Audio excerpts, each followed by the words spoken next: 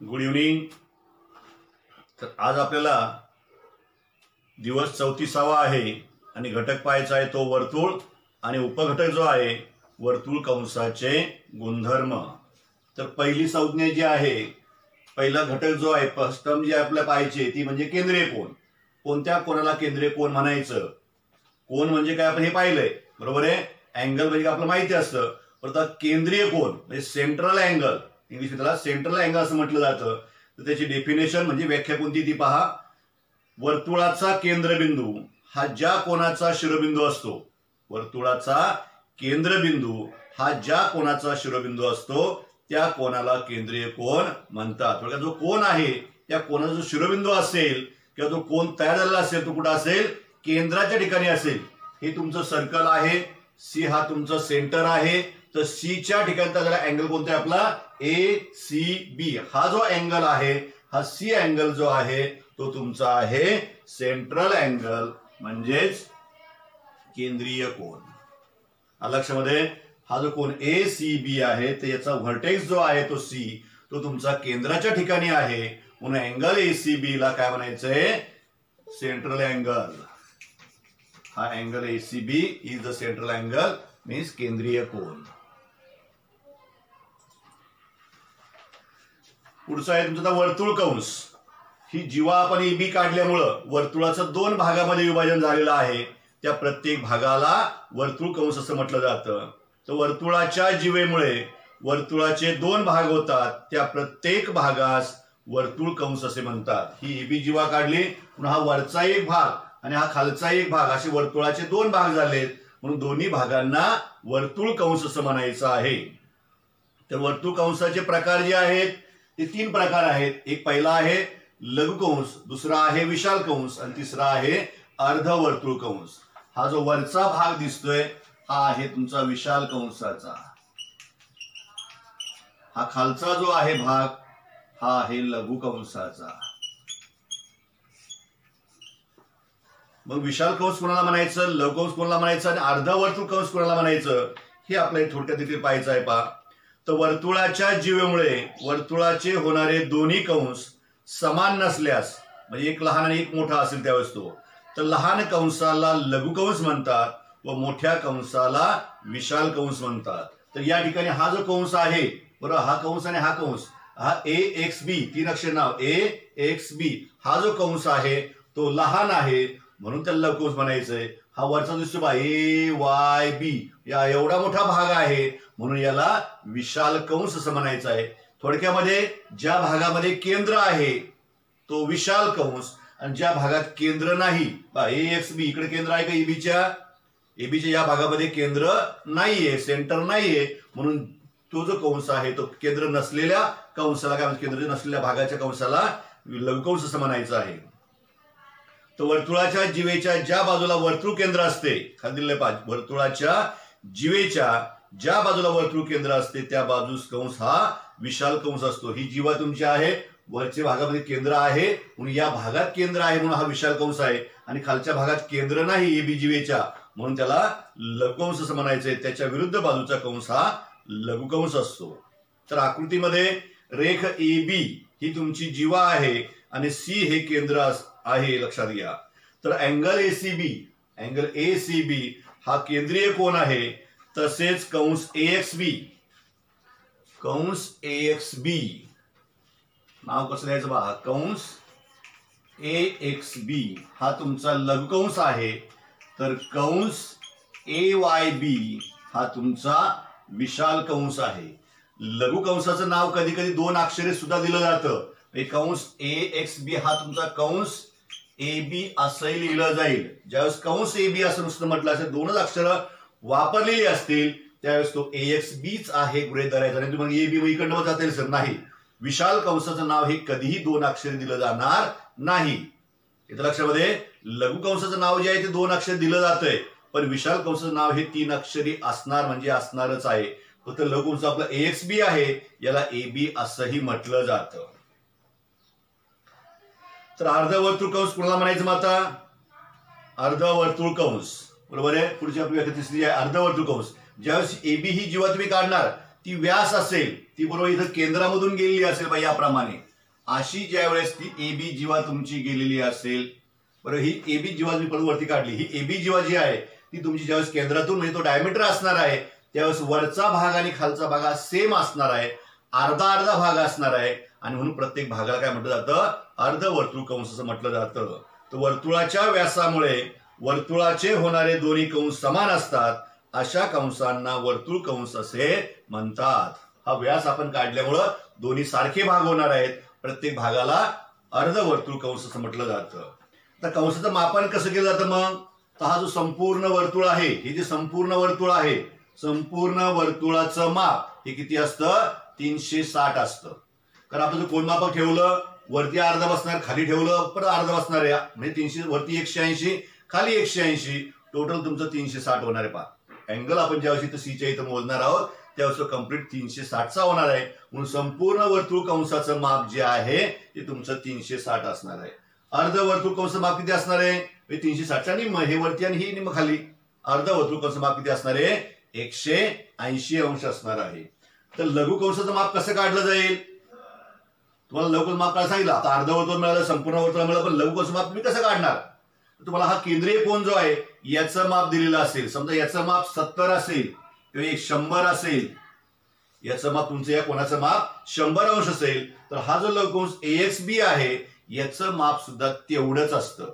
जेवढं केंद्रीय कोनाचं माप तेवढंच तुमचं या संगत लघु कंसाचं माप असणार आहे. म्हणून तुमचं लघु कंसाचं माप बरोबर संगत केंद्रीय कोनाचं माप, हा जो केंद्रीय कोन आहे दिलेला या कोना इतकंच या कंसाचं माप असणार आहे. राहिला आता विशाल कंस, हा उरलेला कंस, हा जर तुमचा 100 आला तर हा उरलेला कंस किती येणार आहे, तर संपूर्ण वर्तुळ कंसाचं माप किती आहे, 360, म्हणून 360 मधून हे 100 तुम्ही वजा केले की उरलेलं माप म्हणजे 260 हे तुम्हाला मिळणार आहे. म्हणून त्याचं सूत्र आहे विशाल कंसाचं माप काढण्यासाठी 360 अंश वजा संगत लघु कंसाचं माप, ज्या विशाल कंसाचं आपल्याला माप काढायचं आहे त्याच्याशी संबंधित जो लघु कंस असेल त्याचं माप त्या 360 मधून वजा केलं की आपल्याला उत्तर जे आहे ते विशाल कंसाचं माप जे आहे ते मिळतं. तर अशा प्रकारे या संज्ञा ज्या आहेत याचं मापन जे आहे ते आपण थोडक्यामध्ये केलेलं आहे. आता आपला एकरूप कंस म्हणजे काय ते पाहायचं. पहा इथपर्यंत काही शंका कोणाला, या बाबतीत काही शंका, ओके, हे काही अवघड नाही, हे एकदम सोपं आहे.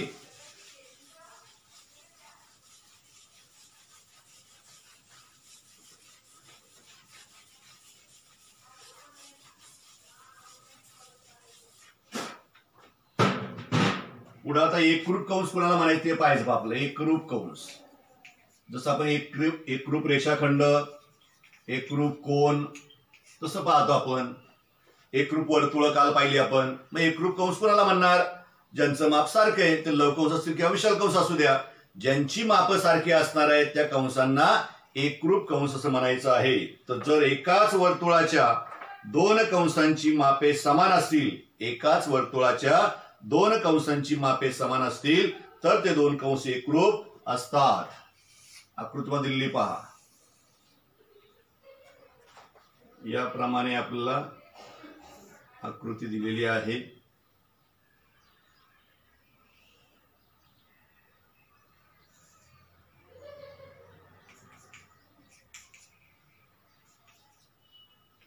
तर हा केंद्रकोन म्हणजे सारखे असणार आहे, सारखे असतील तर आपोआपच तुमचं हे कंस सुद्धा सारखे असणार आहेत. केंद्रीय कोन AOB आणि COD हे दोन्ही कोन तुमचे एकरूप आहेत, सारखे दिलेले आहेत. तर संबंधित तुमचे लघु कंस AXB आणि DYB किंवा CYD हे कंस तुमचे एकरूप असणार आहेत. जर माप कंस AXB बरोबर माप कंस CYD किंवा DYC असेल तर, हे कंस समान मापाचे असतील तर कंस AXB एकरूप कंस CYD. जेव्हा माप समान असतात तेव्हा त्या कंसांना एकरूप कंस असं म्हटलं जातं. पुढची आहे तुमची वर्तुळाची जीवा आणि संगत कंस यांचे गुणधर्म. पुढचा पॉइंट आहे वर्तुळाची जीवा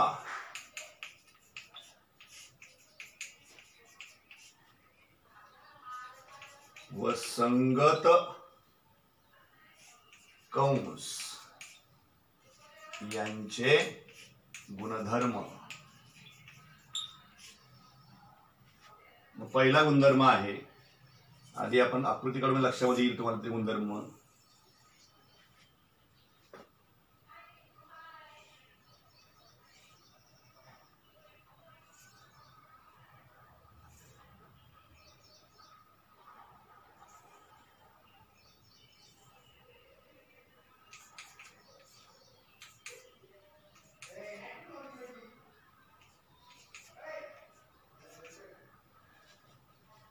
तर हे केंद्रीय कोन तुमचे समान मापाचे आहेत, म्हणजेच कंस तुम्ही समान माप होते पाहता. एका वर्तुळाच्या एकरूप कंसाशी निगडीत असलेल्या जीवा एकरूप असतात. एका वर्तुळाच्या एकरूप कंसाशी म्हणजे कंस AXB आणि कंस CYD हे जर तुमचे एकरूप असतील तर संबंधित जीवा जे आहेत AXB च्या संबंधित AB जीवा आणि CYD च्या संबंधित तुमचे CD जीवा ह्या तुमच्या एकरूप असणार आहेत. म्हणून O केंद्र असलेल्या वर्तुळात पहिलं गुणधर्म, जर माप कंस AXB बरोबर माप कंस CYD या कंसाची माप सारखी असतील तर तुमची जीवा AB कंस AXB एकरूप कंस CYD हे एकरूप असतील तर जीवा AB एकरूप जीवा CD.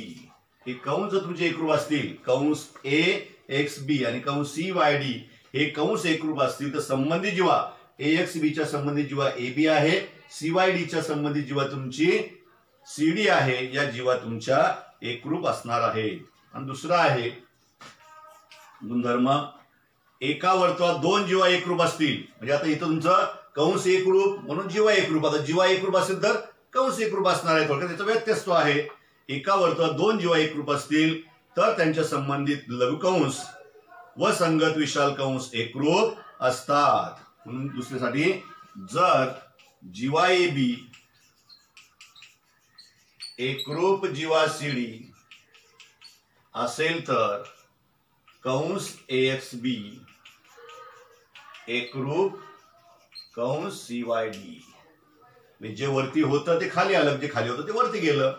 म्हणून कंस जर जीवा तुमच्या एकरूप असतील तर कंस सुद्धा एकरूप असणार. तुम्हाला काय दिलंय त्यानुसार ते आपण ठरवायचं आहे, त्यानुसार त्याचा उपयोग जो आहे या गुणधर्मांचा करायचा आहे. तर स्वाध्याय जो आहे तो आपण आता पाहूया.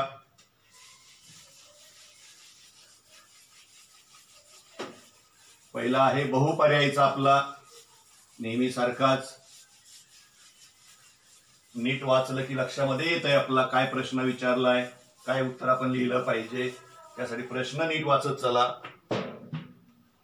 खालील बहुपर्याय प्रश्न दिलेल्या उत्तरापैकी अचूक पर्याय निवडा. पहिला आहे, वर्तुळाच्या व्यासामुळे तयार होणाऱ्या वर्तुळ कंसाचे माप टिंबटिंब असते.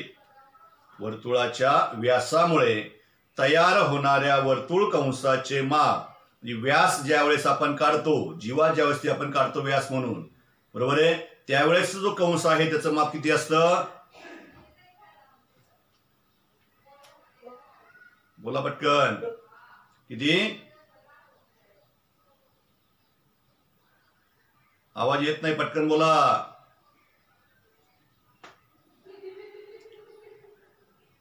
व्यासामुळं अर्धवर्तुळ तयार होतात आणि अर्धवर्तुळ कंसाचं माप किती होतं? किती सांगितलं मी? मग तुम्ही लगेच विसरलात, लगेच घाबरलात, काय सांगायचं? व्यासामुळे वर्तुळाचे दोन सारखे भाग होतात, प्रत्येक भागा अर्धवर्तुळ कंस असतोय, म्हणून याचं उत्तर जे आहे ते 180 डिग्री असणार आहे. ऑप्शन सी हे करेक्ट आहे, त्याचं लक्षात घ्या. दुसरा आहे, वर्तुळाच्या एका लघुकंसाचे माप 110 अंश आहे. वर्तुळाच्या एका लघुकंसाचं माप 110 अंश आहे, तर त्याच्या संगत विशाल कंसाचं माप किती? लघुकंसाचं माप 110 दिलंय आणि विशाल कंसाचं माप विचारलंय, म्हणजे तुम्हाला 360 मधून 110 वजा करायचे आहे. तर विशाल कंसाचं माप बरोबर 360 वजा संगत लघुकंसाचं माप असतं. ही वजा तुमची किती येणार आहे? 250, 250 लक्षामध्ये. तर हा ऑप्शन तुमचा बी आहे. याप्रमाणे ते उत्तर तुमचं मिळेल. मग प्रश्न दुसरा, खालील उपप्रश्न सोडवा म्हटलंय. आधी आकृती आपण काढूया. सोबतच्या आकृतीवर म्हटलेलं आहे पहिलं, त्यातलं दुसऱ्यातलं पहिलं.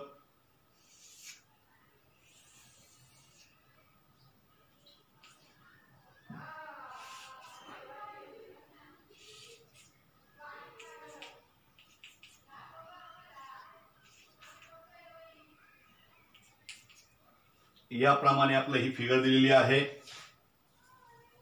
या अँगलचं मेजर जे आहे ते 70 डिग्री दिलेलं आहे. तर पहिलं विचारलं केंद्रीय कोन. पहिलं आपलं विचारलंय केंद्रीय कोन, लघु कंस व विशाल कंस यांची नावे लिहा. फक्त नावं लिहायची आधी. मग केंद्रीय कोनाचं नाव काय येईल? कोणता केंद्रीय कोन आहे? बोला. ओ अक्षर मध्ये आलं पाहिजे. कोणता करायचा मग? AOQ. शाबास, बरोबर सांगितलं. पहा, अँगल AOQ हा तुमचा सेंट्रल अँगल आहे, केंद्रीय कोन आहे. पुढचा आहे तुमचा लघु कंस. त्याचं नाव लिहायचं आहे.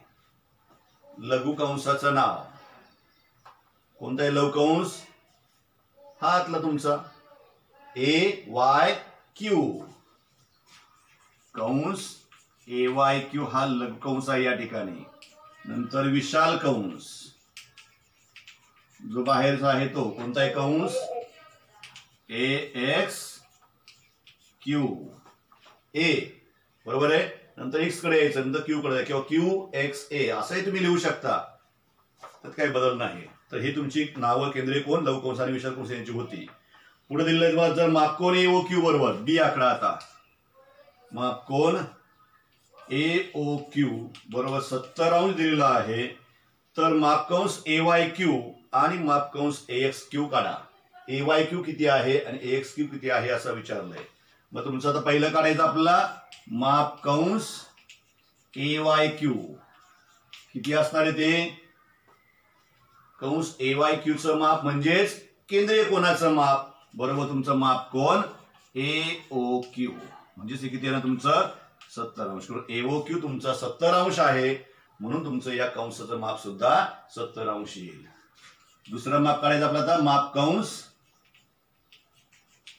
AXQ बरोबर 360 मायनस मापकंस AYQ. जो लवकंस आहे त्याचं माप 360 मधून वजा करायचं आहे, म्हणून 360 डिग्री मायनस 70 डिग्री, म्हणून हे आन्सर तुमचं येणार आहे 290 डिग्री. AXQ जो तुमचा विशाल कंस आहे, लघु कंसाला इंग्लिश मध्ये मायनर आर्क असं म्हणतात आणि विशाल कंसाला मेजर आर्क असं म्हटलं जातं. केंद्रीय कोन म्हणजे सेंट्रल अँगल. तर अशा प्रकारे ही मेजरमेंट जी आहे ती आपल्याला काढली जातात किंवा काढावी लागतात. शेवटचा प्रश्न आहे आता दुसरा प्रश्न. आता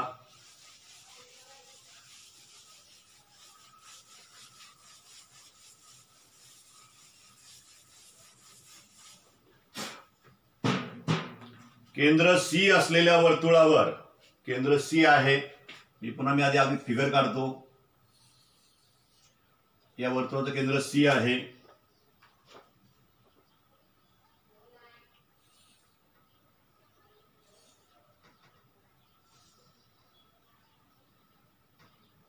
इथे G पॉइंट नाव दिलंय. C D E F या पॉइंटची नावं दिलेली आहेत. तर केंद्र C असलेल्या वर्तुळावर G D E आणि F हे बिंदू आहेत.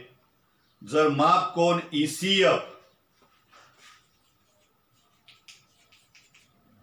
बरोबर 50 अंश असेल, तर माप कंस DGF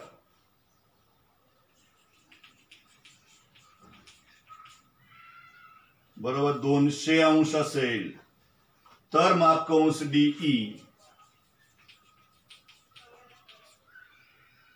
आणि माप कंस DEF काढा. सोन्या पाणी आलं का बघ रे, मला आवडलं नवीन मोठीचं.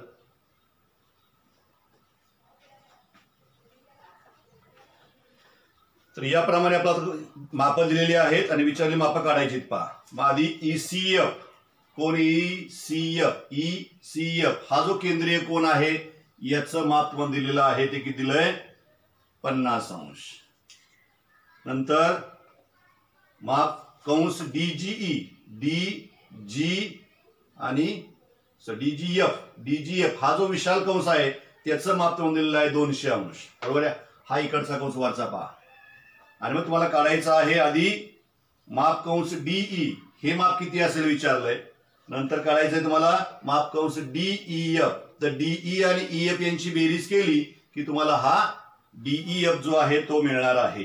एक एक आपण काढूया. आता पहिलं काढायचं आपलं आता माप कंस DE, या DE चं माप काढायचं आहे.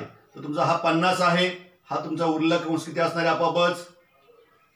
बरोबर आहे. माप कंस EF बरोबर विचारलं नाही पण तरी स्वतः अक्षर पुढे जाता येणार नाही आपल्याला. EF चं माप जे आहे ते तुमचं किती येणार आहे, माप कोण ECF बरोबर 50 अंश येईल. मग तुमचं EF कंसाचं माप जे आहे ते 50, याचं माप हे तुमचं किती आलंय सांगितलं 200 दिलेलं आहे. मग तुमचं माप कंस DE आपण काढूया आता. माप कंस DE तर तुमचा हा 360 मधून हा जो संपूर्ण कंस आहे तो वजा करायचा. बरोबर. 360 डिग्री मायनस माप कंस DGFE.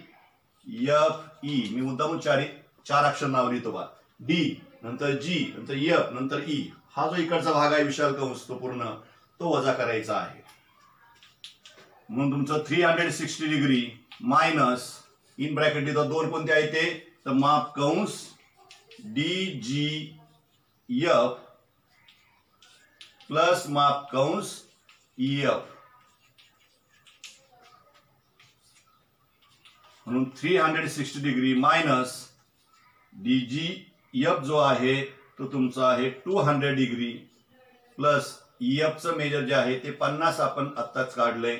म्हणून 360 मायनस या दोघांची ऍडिशन ही तुमची 250 डिग्री येईल. आणि मग 360 मायनस 250 केलं तर ती किती येणार तुमची 110 डिग्री. म्हणजे तुमचा पहिलं मेजर जे माप कंस DE जो आहे तो तुम्हाला मिळाला 110. हे तुमचं माप आलेलं आहे. आता राहिलं कोणतं माप कंस DEF काढायचा. DEF या दोघांची बेरीज घ्यायची आता मग. बरोबर आहे. वरती लिहितो प्रथम मी आता ते माप कंस DEF इक्वल टू माप कंस किंवा major of arc DE plus major of arc EF. DE चं मेजर आपण आताच काढलं 110 डिग्री प्लस EF चं मेजर आपण मग अशीच काढलंय 50. आणि मग या दोघांची ऍडिशन आपण केली की आपलं ते माप मिळेल 160 डिग्री. म्हणून माप कंस DEF measure of arc DEF equal to 160 degree. 100 हे 60 आणि इकडचं 200 किती होतं टोटल 360 आहे का नाही. म्हणजे आपलं आन्सर शेवटी ते बरोबर आलं पाहिजे. संपूर्ण वर्तुळ कंसाचं माप जे DGF D ने सुरुवात झाला F ला संपला, DEF D ने सुरुवात F ला संपला. म्हणजे इकडचा कंस आणि हा कंस दोन्ही कंस एंड पॉइंट सारखे आहेत पण एक विशाल कंस आहे एक लघु कंस आहे. यांची बेरीज आपण जर केली तर ती 360 आली पाहिजे. हे लक्षात घ्या. म्हणजे आपलं उत्तर बरोबर आहे. जर हे कमी आलं असतं किंवा जास्त आलं असतं तर कुठेतरी आपलं चुकलं असं आपण म्हटलं असतो. तर इथं तुमचा हा 34वा दिवस जो आहे तो पूर्ण झालेला आहे. आता आपण पाहणार आहोत 35वा दिवस.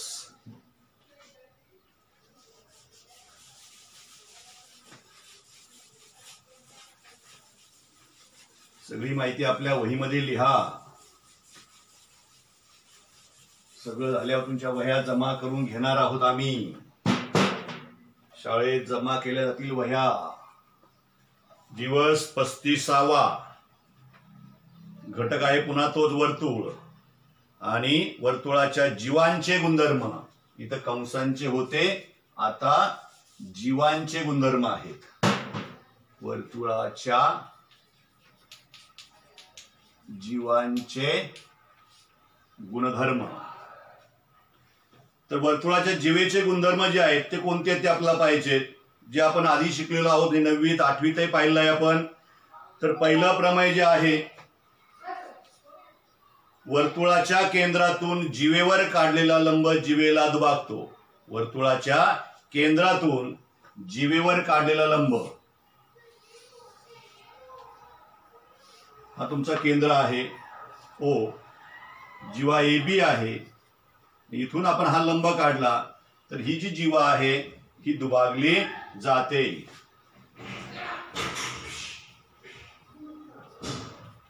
बरोबर आहे. तर इथं P हा लंब काढला तर हे त्रिकोण जे आहे ते एकरूप दाखवायचे प्रमेयानुसार. तर त्रिकोण OPA आणि OPB हे त्रिकोण आपण घेतले. तर ही आणि ही तुमची रेडियस आहे एका सर्कलची. ही तुमची कॉमन साइड आहे आणि तुमचा मग हा अँगल राईट अँगल आहे, इकडचा पण हा राईट अँगल आहे. म्हणून कर्णभुजा कसोटी म्हणजे हायपोटेनियस साइड थेरम टेस्ट नुसार हे दोन्ही ट्रायंगल तुमचे कॉन्ग्रुएंट होतील. दोन ट्रायंगल ज्यावेळेस कॉन्ग्रुएंट असतात तर remaining sides and angles are also congruent. म्हणून तुमची AP साइड आणि PB साइड या कॉन्ग्रुएंट असतील. म्हणजे P मुळे या AB चे दोन सारखे भाग झालेत. म्हणजे हा परपेंडिक्युलर काढल्यामुळं AB जीवा जी आहे, क्वाड AB जी आहे ती बायसेक्ट झालेली आहे असाच अर्थ होतो. दुसरा आहे तुमचं एका किंवा एकरूप वर्तुळात एकरूप जीवा वर्तुळ केंद्रापासून समान अंतरावर असतात. एका याचा व्यत्यास जो आहे वर्तुळ केंद्र व जीवेचा मध्य यांना जोडणाऱ्या रेषेकडे जीवेस लंब असतो. याच्या उलट जर तुला मध्यबिंदूला असेल, ही लंब दिलेलं नाही पा.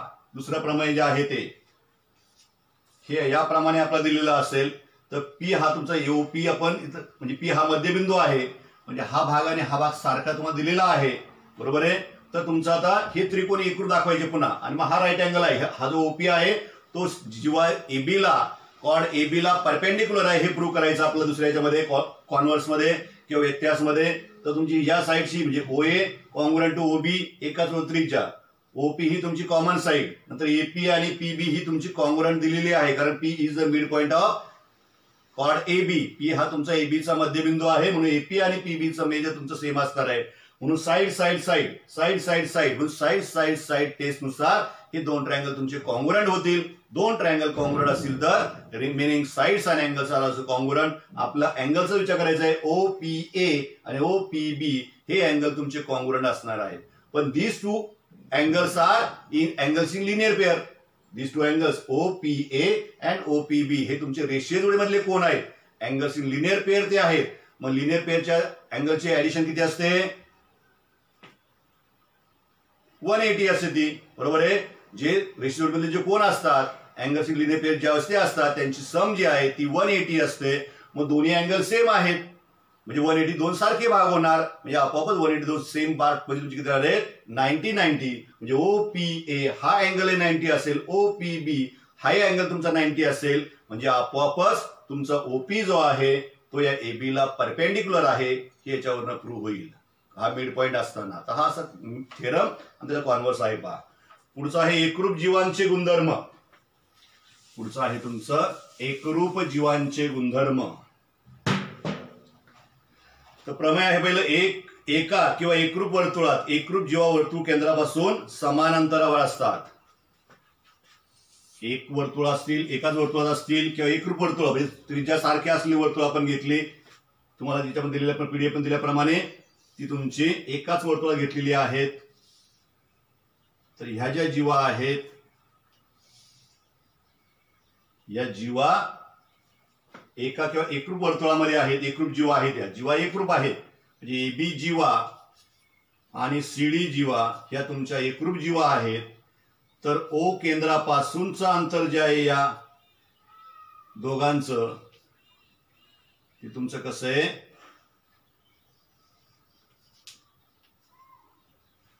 सेम आहे, म्हणजे ओपी आणि ओक्यू, थोडंसं माझ्याकडे हे लहान मोठं झालंय, तर ओपी आणि ओक्यू जे आहे हे डिस्टन्स तुमचं इक्वल असेल. कधी जीवा जर एकरूप असतील, जीवांची लांबी जर एकरूप असेल, तर जीवांची लांबी जर सारखी नसेल तर ते एकरूप होऊ शकत नाही.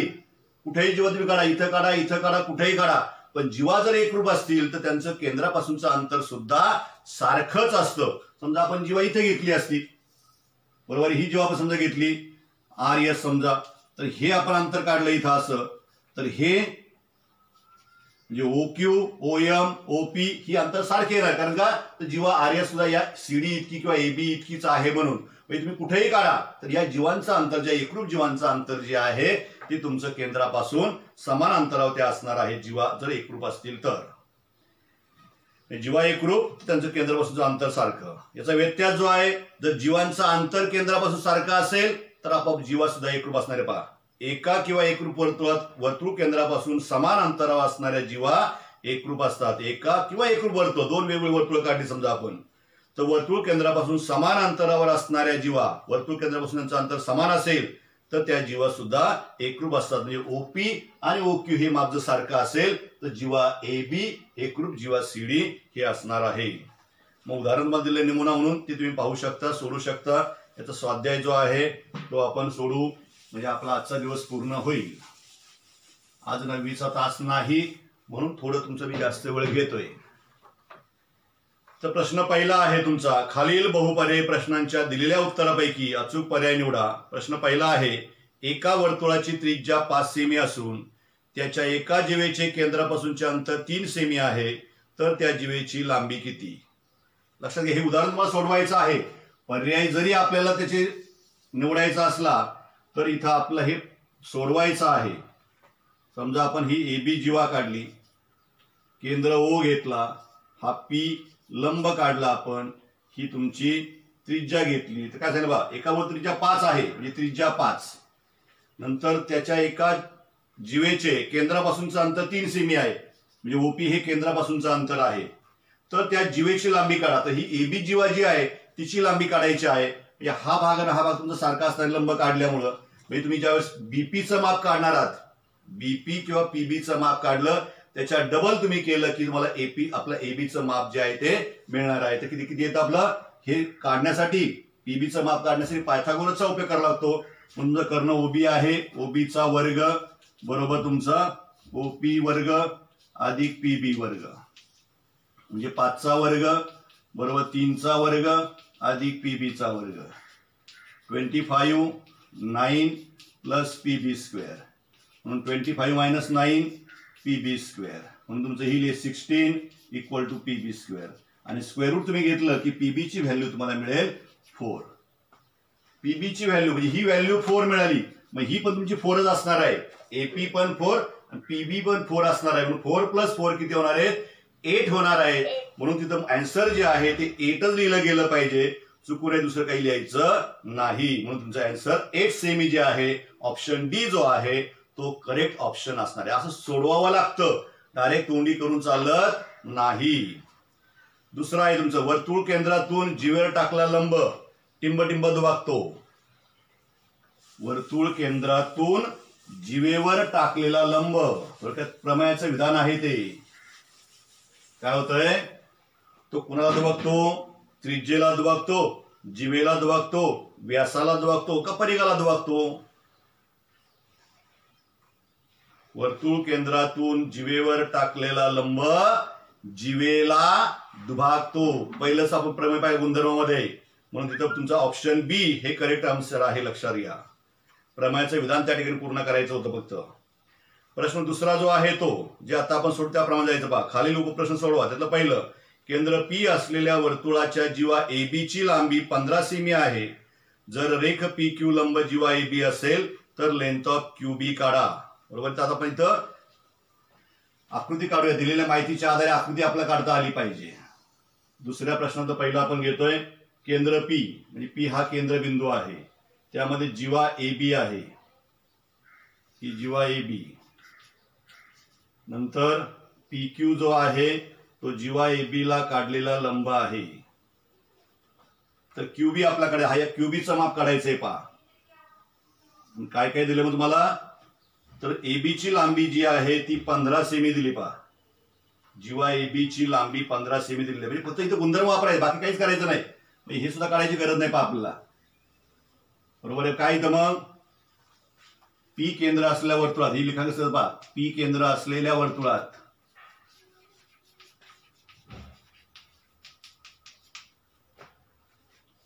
रेख पी क्यू लंब जीवा ए बी हे आपल्याला दिलेलं आहे. आणि म्हणून मग प्रमाणानुसार काय होईल, म्हणून आपण प्रमेय लिहूया. वर्तुळाच्या केंद्रातून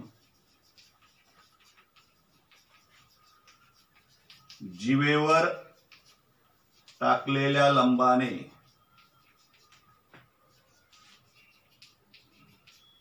जीवा दुभागली जाते.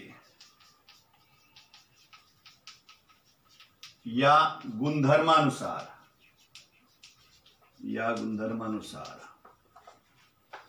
perpendicular drawn from the center of the circle bisect the chord by this property. मग काय होईल, ए बी तुमचं ए क्यू इक्वल टू क्यू बी असणार आहे. ए क्यूचं माप आणि क्यू बीचं माप सारखं होईल दुभागले गेल्यामुळं, आणि ते किती असणार आहे 1/2 ए बी. म्हणून तुमचं 1/2 ए बीचं मेजर तुम्हाला दिलेलं आहे 15. म्हणून 15ला भाग दिला आपण इथं, बेस 14 बे 5 10, म्हणजे तुमचं हे 7.5 सेंटीमीटर येणार आहे. म्हणून क्यूबीची लांबी जी आहे ती तुमची 7. क्यूबी विचारली असते तरी तेवढीच, आणि क्यू विचारली असते तरी तेवढंच आलं असतं. लक्षामध्ये गुणधर्म वापरला. Perpendicular drawn from the centre of the circle on the quad is bisect the quad. म्हणून तुमचं एक्यू आणि क्यूबीचं मेजर हे सेम असतं. तुम्हाला एबीचं मेजर दिलेलं आहे 15. 15ला 2 ने डिवाइड केलं की आन्सर तुमचं 7.5 जे आहे ते येत आहे. दुसरा प्रश्न जो आहे तो, एका वर्तुळाचे केंद्र पी असून त्याची त्रिज्या 10 सेमी आहे. जर त्या वर्तुळाच्या एका जीवेची लांबी 12 सेमी असेल तर ती जीवा वर्तुळ केंद्रापासून किती अंतरावर आहे. सेम आहे याचप्रमाणे पहा, फक्त इथं त्रिज्या 10 दिली. याचप्रमाणे आपण फिगर काढूया. ही त्रिज्या 10 दिलेली आहे. नंतर जीवेची लांबी जी आहे ती 12 तुम्हाला दिलेली आहे पहा. तर तिथं केंद्रापासून अंतर पी क्यू हे अंतर आपल्याला काढायचं आहे पहा. पी क्यू हे अंतर आपल्याला काढायचं आहे. वरचं जे आहे ते सगळं सारखंच राहील तुमचं. बरोबर आहे. तर पी क्यू जीवा एबी ची लांबी किंवा त्रिज्या म्हणूया आपण, त्रिज्या बरोबर पी बी बरोबर 10 सेमी. जे जे दिले ते लिहून काढायचं. नंतर जीवा तुमची ए बी आहे, तिची लांबी आहे 12 सेमी. बरोबर, 12 दिलं तुम्हाला. ए बी ची लांबी जी आहे ती 12 सेमी दिली, त्रिज्या 10 सेमी दिली. आणि आपल्याला विचारलंय पी क्यू बरोबर किती.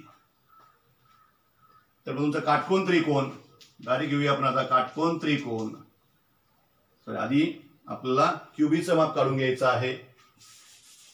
मग ए क्यू रेख पी क्यू लंब जीवा ए बी आहे. म्हणून ए क्यूचं माप बरोबर क्यूबीचं माप बरोबर 1/2 ए बी. म्हणून 1/2 इंटू ए बी 12 बेसक 12.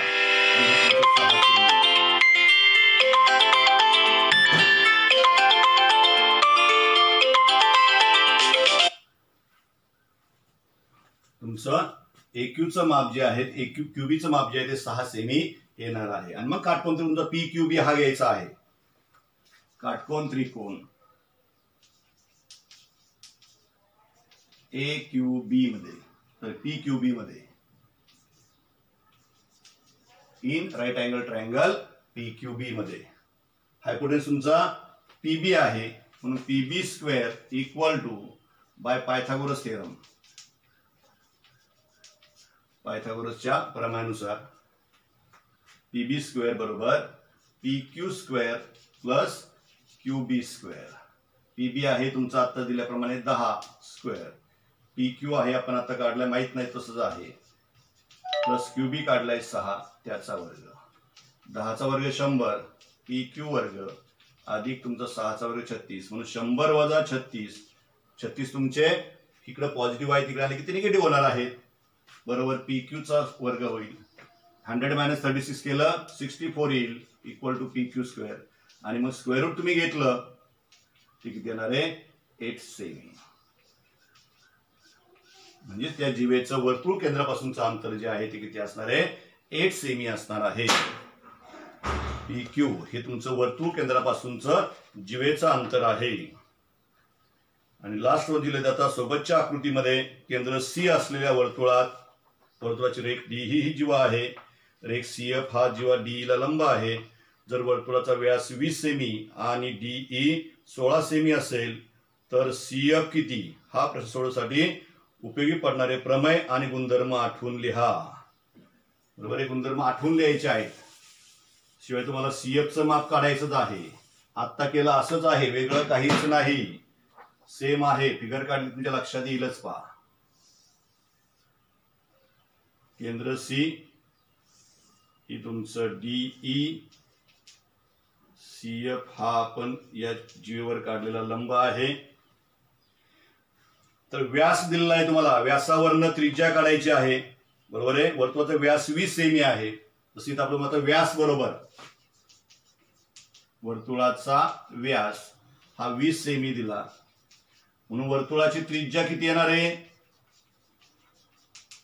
व्यास भागिले 2, म्हणजे तुमचं 20 भागिले 2 किती येणार आहे 10 सेमी. म्हणजे इथं तुम्हाला ही जी त्रिज्या आहे ही 10 सेमी दिलेली आहे, असा अर्थ होतो. नंतर DE ची लांबी 16 सेमी आहे. DE जीवा DE जी आहे संपूर्ण DE म्हणजे ही तुम्हाला 16 दिली. पहा फक्त इथं नाव AB च्या ऐवजी DE होईल. आता ही 16 सेमी दिली. मग कोणतं तुमचं रेख CF हा परपेंडिक्युलर सेंटर पासून काढलेला परपेंडिक्युलर CF हीच परपेंडिक्युलर ऑन कॉर्ड तुमची DE आहे.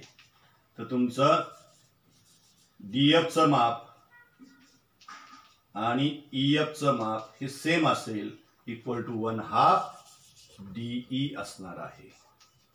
आणि मग DE चं मेजर जे आहे ते आपलं दिलेलं आहे 16. 16 2 ने भागलं 82 16, म्हणून हे तुमचं 8 सेमी येईल. बरोबर, हे तुमचं 8 येणार आहे, हे 8 येणार आहे, दोन्ही 8. मग तुमचा बाय इन काटकोन त्रिकोण तुमचा CFE.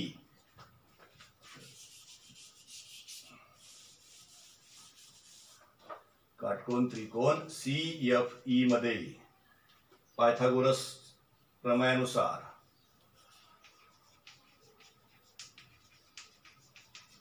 पुन्हा कर्ण आहे तुमचा CE hypotenuse CE² equal to CF² plus FE किंवा EF².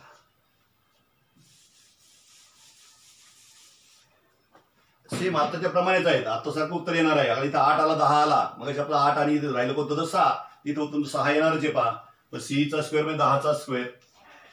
CF काढायचा आपला तसं जाईल CF² प्लस EF 8 आपण आताच काढलाय स्क्वेअर, 10 चा वर्ग 100 CF वर्ग अधिक 8 चा वर्ग 64, म्हणून 100 मायनस 64 इक्वल टू CF². या दोघांची सबट्रॅक्शन तुम्ही केली तर CF² इक्वल टू 36 येईल, taking square root, so CF equal to 6 centimetre. तर तुमचं वर्तुळ केंद्रापासून तिचं अंतर जे आहे ते 6 सेंटीमीटर असणार आहे. CF ची लांबी जी आहे ती 6 सेंटीमीटर असणार आहे. वरच्या आधीचं उदाहरण हे उदाहरण सेम आहे, फक्त तुम्हाला या 3 पैकी CF, CE आणि FE या तिघापैकी एकाची लांबी, दोघांची लांबी देतात आणि एकाची लांबी काढायला विचारतात. समजा हे दोन दिलं CF आणि FE दिला तर त्रिज्या काढायला विचारतात. म्हणजे आपल्याला काय दिलंय त्यानुसार आपण उरलेल्या बाजूची लांबी जी आहे ती शोधून काढायची असते.